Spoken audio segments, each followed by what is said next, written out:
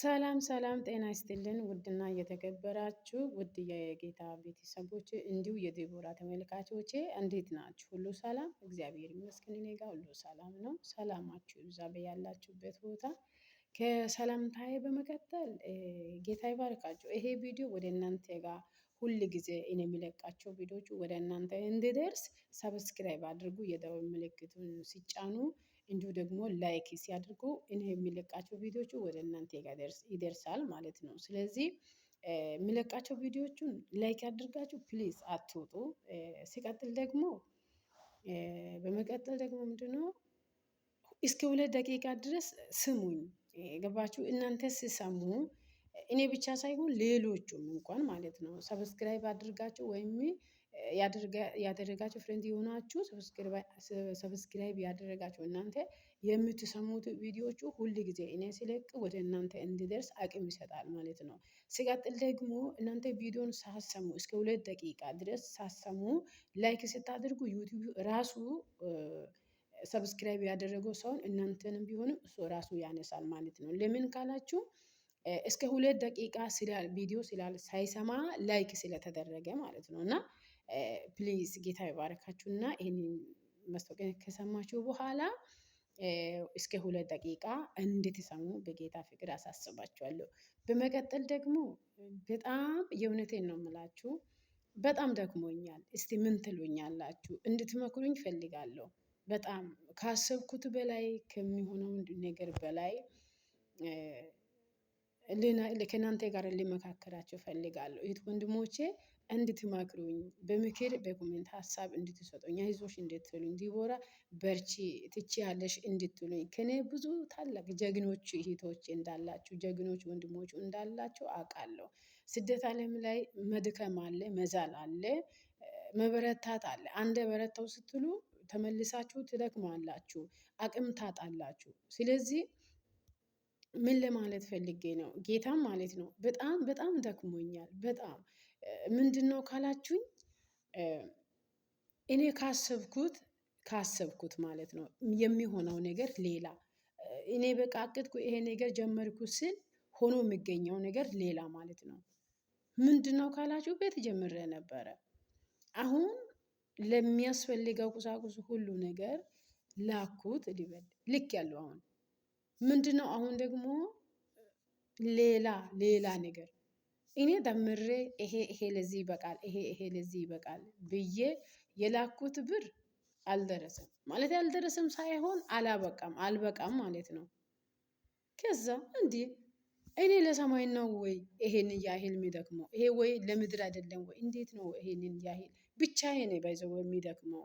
ቤትን የሚሰራው እኔ ነኝ ብቻ ደግሞ ቤተሰቦችን የሚረዳው ታውቃላችሁ። ያው ቤተሰብ ስደት ስትሆኑ ቤተሰቦቹን በተቻላችሁ አቅም ትረዳላችሁ። እና ትላንት የሆነ ላይቭ ላይ የሆነ ኮመንት እያየሁ ነበረ። አሁን በዚህን ሰዓት ቤተሰብ የሚረዳ ሰው አለ እንዴ? ለራሱ ነው ማንም ሰው ለራሱ ነው ስል የሆነ ኮመንት አይቼ ነበር። እንዴ ለካ ሰው ሁሉ ለራሱ ነው እንደሚሮጠው? ቤተሰብ እናት ካለ አቅም ደካማ ከሆነች መረዳት አይጠበቅበትም ወይ? አይገባትም ወይ? ወልዳ አሳድጋ ይሄንን ጊዜ ያደረሰችኝ እናቴ ልተዋት ነው ወይ? አንደኛ ሁለተኛ አባቴ አቅም ደካማ ከሆነ አቅም ደካማ አባቴ እንደኔ ማለት ነው እንደኔ ፋሚል ማለት ነው። እና ደካማ ከሆነ ለራሴ ብቻ አስቤ ለራሴ ብቻ ሮጬ ለራሴ ብቻ ተለውጬ ለራሴ ብቻ አድርጌ እናቴን አባቴን ልተው ነው ወይ? ለምሳሌ ሲቀጥል ደግሞ ወንድሞቹ ታናሾቹ ሊኖሩ ይችላሉ፣ ታላቆቹም ሊኖሩ ይችላል። እግዚአብሔር ደግሞ ላንተ ወይም ላንቺ መንገድ ይሄ መንገድ ሲያመቻችልሽ ሲከፍትልሽ የተሻለበት መንገዱን እግዚአብሔር ሲያመቻችልሽ ሌሎቹን እንድትረጂ ነው ያንቺ በረከት ማግኘት የምትችይው ወይም የምንችለው። ገባችሁ አይደለ? አሁን ለምሳሌ እግዚአብሔር ይመስገን ጥሩ ደሞዝ ላይ ነው ያለው፣ ጥሩ ስራ ነው የሚሰራው ስደት ላይ ቢሆንም ማለት ነው። ግን ቤተሰቦቼ ሳልረዳ ሊቀር አልችልም። እነሱን አልረዳቸውም ማለት አልችልም። ሞር ስደቴ ግማሼ ቤተሰቦችን ስረዳ ነው የቆየሁት ማለት ነው። እየረዳሁ ነው የቆየሁት። ግን ምን ለማለት ፈልጌ ነው ታናሽ ካላችሁ ከታላቅ ከእናንተ ታናሽ እህቶቹ ብዙ ነገር ይማራሉ። ገባችሁ አይደለ? ብዙ ነገር ጥንካሬሽ ይማራሉ፣ ብርታትሽ ይማራሉ። ቤተሰብ እናት አባቱ እንዴት መረዳት እንዳለብሽ ይማራሉ። ገባሽ አይደለ? ለራስህ ብቻ ስትሮጥ ታናሽህ ካንተ ምንድነው የሚማረው? ወንድም ከሆናችሁ ወንድ ከሆናችሁ ማለት ነው። ለምሳሌ ታላቅ ወንድሜ ከኔ አለ። ኦኬ እሺ አለ ብዬ ልበል እንኳን ሞር ለታላቄ እኔ አርያ መሆን ይችላለሁ። ለሱ የሌለው ትንሽ አቅም ደካማ ከሆነ ብር የሌለው ስራ እንትን ያንን ተፍ ተፍ የሚልበት መንገዱ ትንሽ አነስተኛ ቢሆንም እኔ ደግሞ ለምሳሌ እኔ አሁን ስደት ላይ መጥቼ የምሰራበትን ደሞዝ ያክል እሱ አያገኝም። በኢትዮጵያ ላይ አይገኝም። ግልጽ ከተናገርኩኝ ማለት ነው። እግዚአብሔር ይመስገን። እናንተን ሊዋሽ እችላለሁ።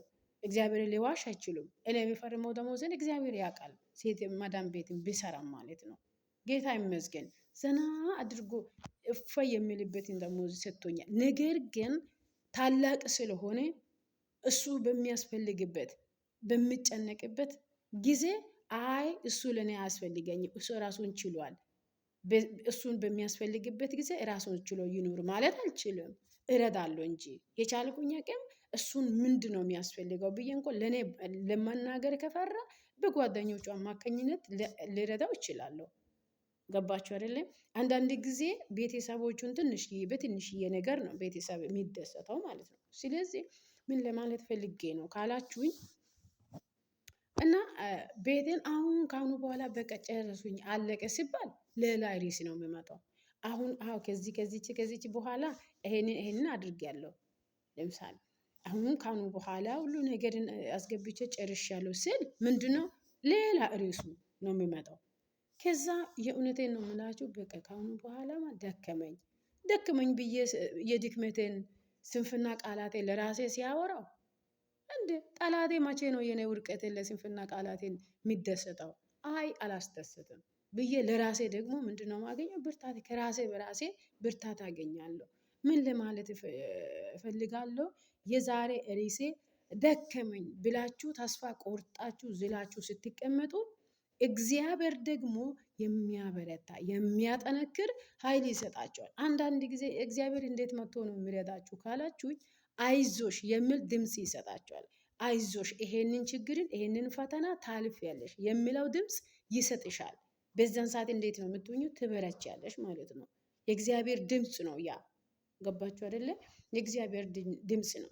አንዳንድ ጊዜ ስናቅተው በቃኝ እኔ ከሰው ሁሉ ኋላ ቀርቻለሁ። እኔ አንድ ነገር ልንገራችሁ። እኔ 10 ቅጠል ቆርቆሮ ቤት ተመኝቼ አውቃለሁ። ገባችሁ አይደለ? በቃ የራሴ ቤት ለኔ የሆነው 10 ቅጠል ቤት ካለኝ ከበቂ በላይ በቂ ነው ብዬ ተመኝቼ አውቃለሁ።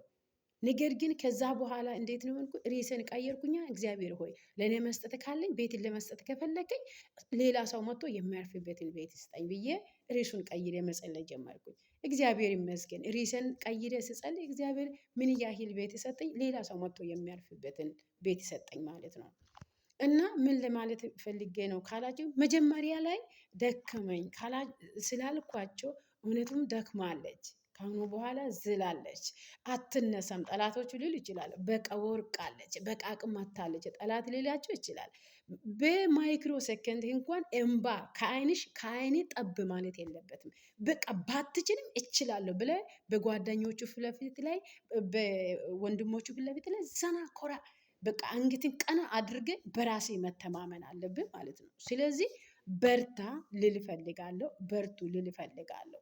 ደከመኝ ብላችሁ ደከመኝ ያው ከሆኑ በኋላ ብላችሁ እሪ ብላችሁ ስንፍና ቃላትን ከአንድ ቤታችሁ እንዳታውጡ፣ ጌታን እንዳታውጡ። የትኛው ነገሮችን እችላለሁ ብላችሁ አስቡ። ተባረኩልኝ። እግዚአብሔር ይባረካችሁ። እኔ ግን ሁሉን እችላለሁ። እግዚአብሔር ከኔ ጋር ስላለ ሁሉን ቻይ ጌታ ከኔ ጋር እግዚአብሔር ከኔ ጋር ስላለ ሁሉን እንችላለን። ሁላችሁም በታማኝነት ሰብስክራይብ አድርጉ፣ ላይክ አድርጉ።